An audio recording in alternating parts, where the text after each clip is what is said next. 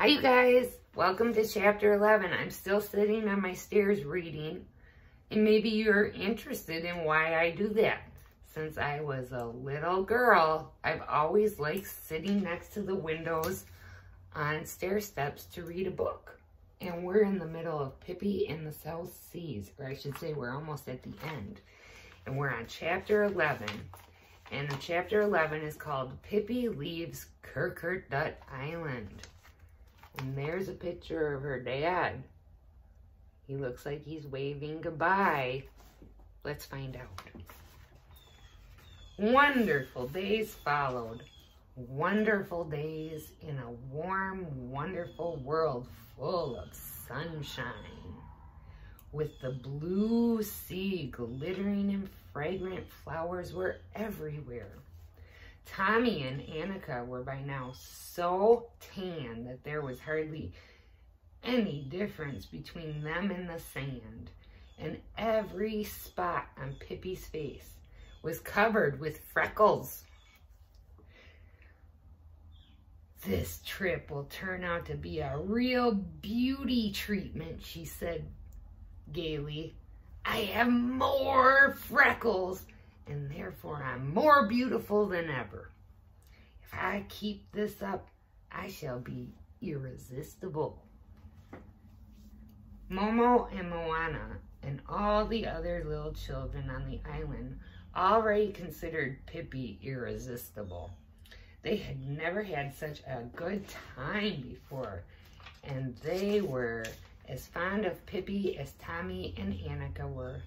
Of course, they were fond of Tommy and Annika too. And Tommy and Annika were also fond of them. They had all become great friends. So they all had a marvelous time together, and they played and played all day long.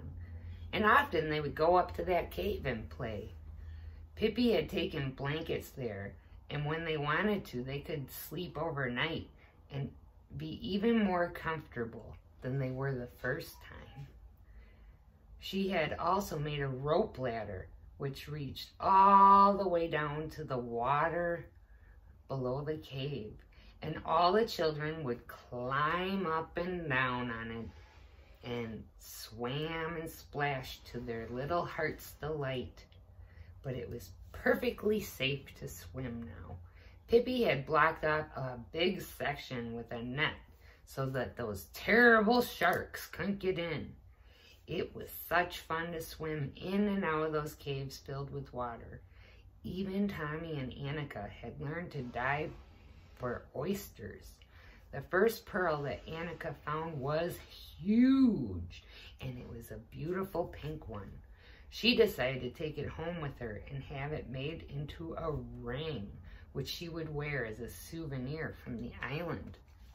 Sometimes they would play that Pippi was Buck, trying to get into the cave to steal the pearls. Then Tommy would pull up the rope ladder, and Pippi would have to climb up the side of the cliff the best she could. All the children would shout, "Buck is coming! Buck is coming!" And when she stuck her head in the cave, then they would take turns poking her in her stomach so that she tumbled backwards into the sea. Down there, she splashed around with her bare feet sticking right out of the water. The children laughed so hard that they almost fell out of the caves too.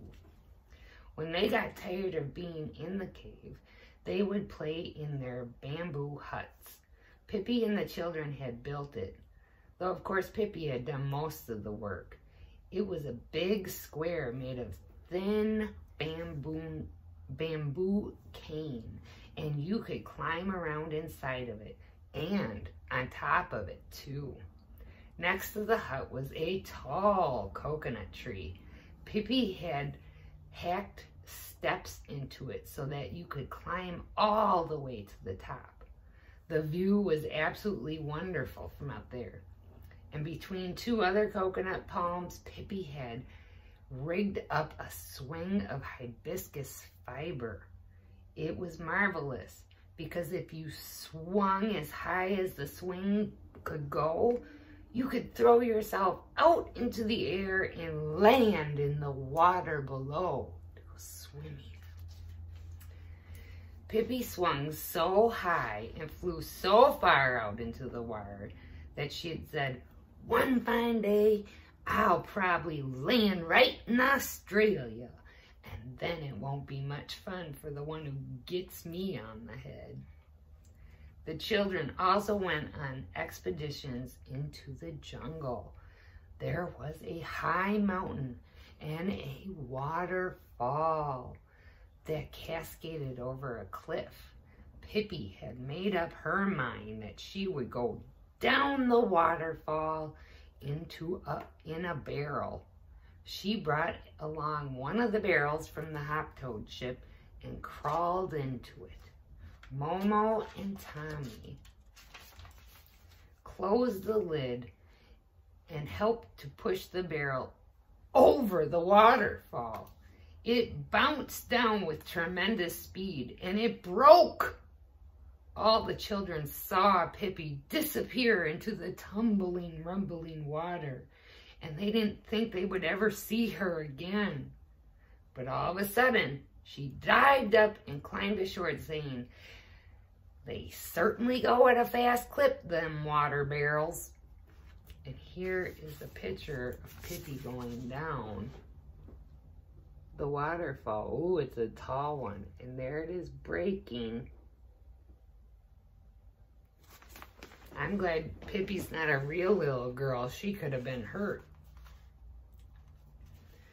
Well, the days kept going by and by, and soon the rainy season would start, and then Captain Longstocking would lock himself into his hut and brood about life. He was afraid that Pippi wouldn't be happy on the island then.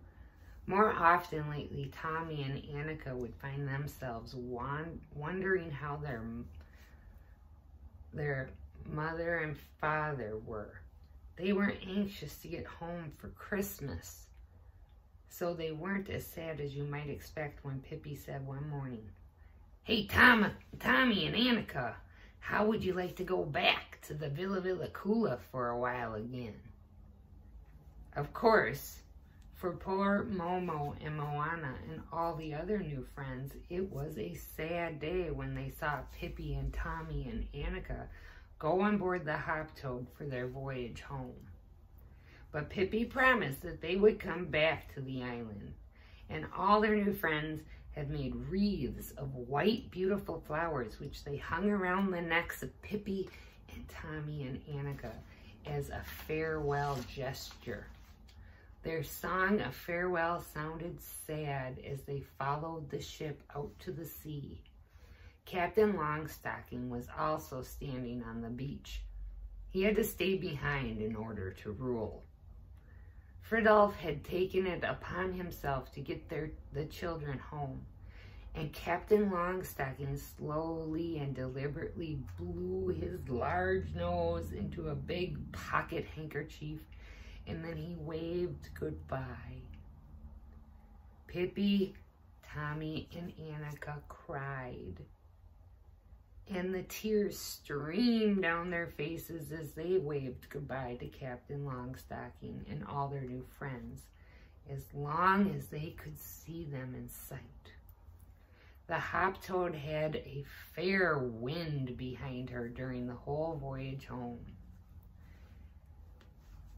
"We'd better be digging out those undershirts in good time before we reach the North Sea," suggested Pippi. "Oh, what an awful thought," said Tommy and Annika. It soon became evident that despite the fair wind, the ship wouldn't reach home by Christmas. Oh no! Tommy and Annika were bitterly disappointed when they heard it. No Christmas tree, no holiday presents. "Then we could have just as well stayed on the island," said Tommy angrily.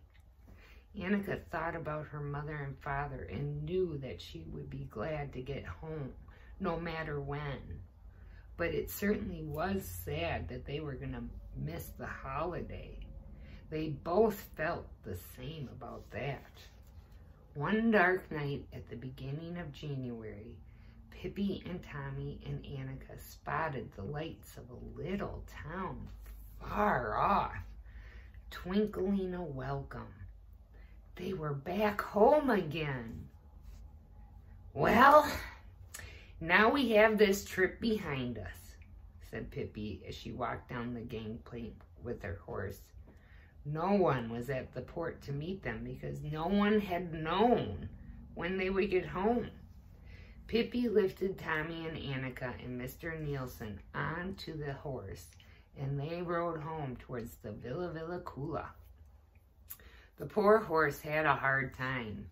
He had to plow his way through tall snowdrifts piled up the streets and roads. Tommy and Annika stared straight ahead into the snow flurry, and soon they would be back with their mother and father, and they were suddenly aware of how much they had actually missed them. In the Settergren house, the lights were shining and inviting, and through the window they could see Tommy and Annika's mother and father sitting at the dinner table. "Oh, there are Mother and Father," said Tommy, and he sounded so happy and excited. But Villa Kula lay in complete darkness, and it was covered deeply in snow. Annika was terribly unhappy at the thought of Pippi's going back there to be alone. "Please, Pippi, won't you stay with us the first night back?" Annika asked. "Oh, no, don't worry about me," said Pippi, and jumped down into the snow outside the gate. "I've got to get lots of things in order in the Villa Kula." She waded through the deep snowdrifts, which reached all the way up to her stomach. The horse plowed along behind her. "Yes, to think how cold it will be in the villa," said Tommy. "It hasn't been heated for such a long time." "Ah, nonsense," said Pippi. "If my heart is warm and it beats the way it should, there's no reason to be cold." That's the end of chapter 11. I think we got one more chapter left. All right, I'll see you in chapter 12.